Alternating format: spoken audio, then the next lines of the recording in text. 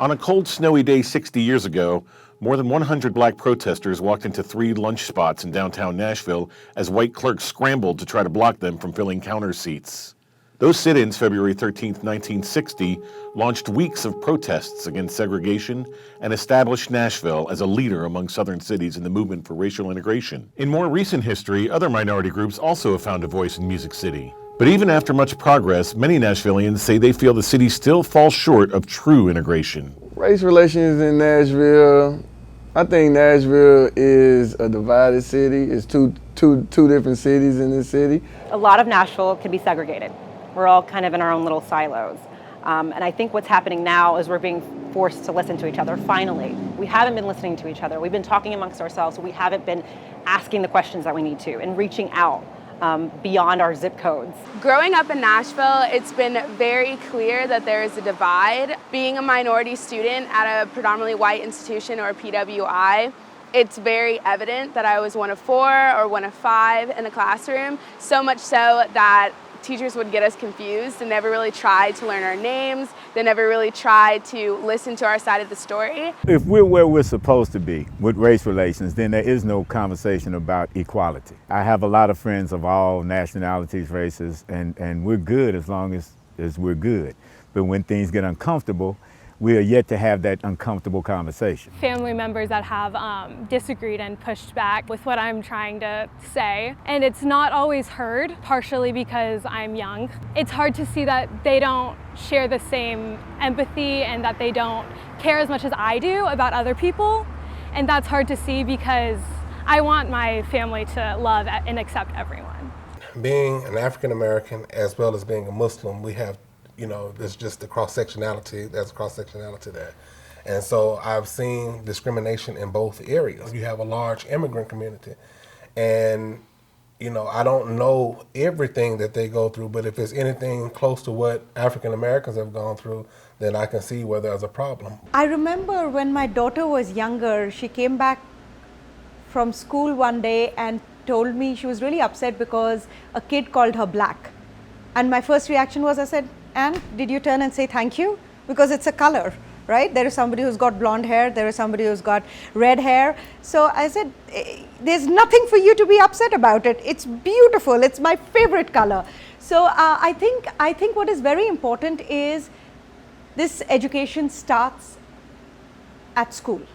It starts at school level because there are some kids who come from houses where they haven't seen diversity or color. Moving here from Chicago, where it was just a melting pot, I didn't see a lot of that mixture happening here in Nashville. Even within the circle of groups of friends that I began to meet, I noticed that I was the only person that was of color. After the election, there was a women's march. Seeing the amount of people that were there and the diversity that was in that crowd really made me rethink some of the ideas I had of what the South was all about. I think we are in a particular moment of history where things are going to change. The tide is turning in the direction that Dr. King has spoken about in the past, the mountaintop. We're actually moving in that direction right now. The voices that have been silenced have felt that they were on the outskirts of mainstream. They're being heard now. And it's time for us to listen and make those adequate changes. And ultimately, it's best for all of us, not just one group. We are one group of people, and we all have to embrace that, not just the minority. When I look at the students that I teach, I'm very encouraged because things like ethnicity, things like sexual preference, sexuality, whatever, it just doesn't matter that much to them. Much less than it did as I was growing up here. When I grew up in Nashville, I actually used to drink out of whites only water fountains. I don't remember it, but I know that I did because we would go down to Harvey's, we would go to Woolworths and to Walgreens, and I know that I did. In my lifetime, we have gone from that to what I hope is much, much better, and I hope we continue to make that progress. I wake up in the morning seriously disappointed that my generation has not done more to advance bringing our cultures together and accepting the differences among us and addressing the racial divide. I'm embarrassed that I grew up in a home and a culture that denied that racism existed. My generation of white men have been, through action and inaction, a large part of the racial problems we're experiencing right now. And I think it's time for us to sit back and shut up. A study says that Nashville is expected to be majority-minority within 20 years. But the question is, what could that mean for the future? So my future hopes for race relations in Nashville is that we begin to appreciate each other. Each ethnicity that's here brings a unique flavor to the city. We're all already living together, we're existing, but now we need to learn each other.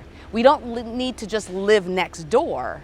We need to merge, learn about one another. What does that look like? How do we celebrate our cultures and our differences and our similarities? I hope that we can continue to make the progress that we have. We have been, we've been horribly slow in making progress. I hope that Nashville has been doing a better job than you see in some areas. Right now, I'm just hoping for a lot of people to unlearn a lot of history that they think is correct. It's been times where people have came to me and told me who I am, and it's like, but you don't know me personally. How do you know that? And it's something that they've learned.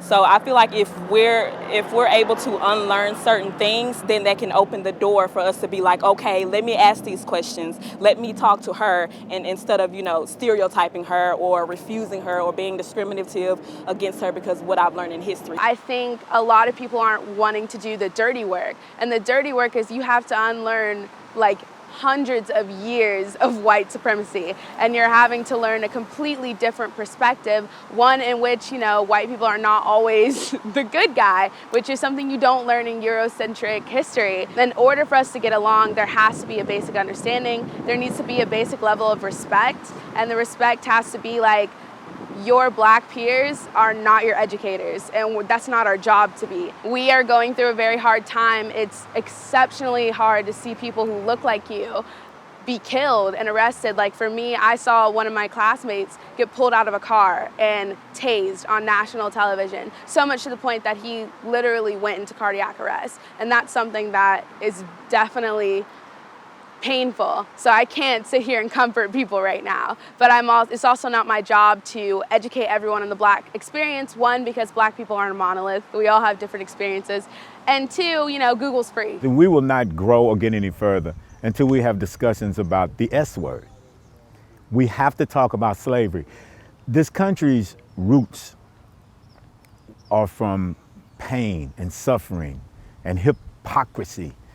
And so the fruit cannot be really good if the roots are made from poison and someone else's blood. You have to discuss that. If you don't discuss it, we can't move further, and the fruit will never be right. We almost have to pull the tree up and start over. Well, I just hope that we're able to move forward rather than go backwards. This is an opportunity for us all to take a look at ourselves. No one wants to put anyone down. Everyone has something to be proud of. No one wants anyone to give up their history or heritage. But our heritage and our history has been eliminated altogether. I've never read it in my school books about the things that I learned on my own. The future for culture and relations in Nashville is just to keep going. I think we're headed the right way. I think little by little, you'll see more people interacting with different people that don't look like them, and I think that's something that we all just got to get that little fear of. It's just interact with people that, that might think different, might believe different than us. But at the end of the day, I think the main key is just to be kind to each other. One of my biggest hopes for Nashville, as Nashville is growing and all of these literally multinational companies are coming to the city, is that the hiring process would be as diverse as it is around the world. I always say that my kitchen and my entire team is like an ad of the United Colors of Benetton, and I am hoping to see a lot more of that. About 3 years before 9/11, there was something called the Genesis Project, where we got with all the churches, a lot of the synagogues, and people of faith got together. When 9/11 happened, it was those people that stepped up and they kind of made sure that our women could go to the supermarket without being harassed. When we do that, we don't see people as the other. We just see our friends. The biggest way to get people together is to have conversations. Start with conversations in your family, start with conversations in the community, and that's what we want to do. Music City has seen a great deal of change and progress over the years, but many feel the work is just beginning.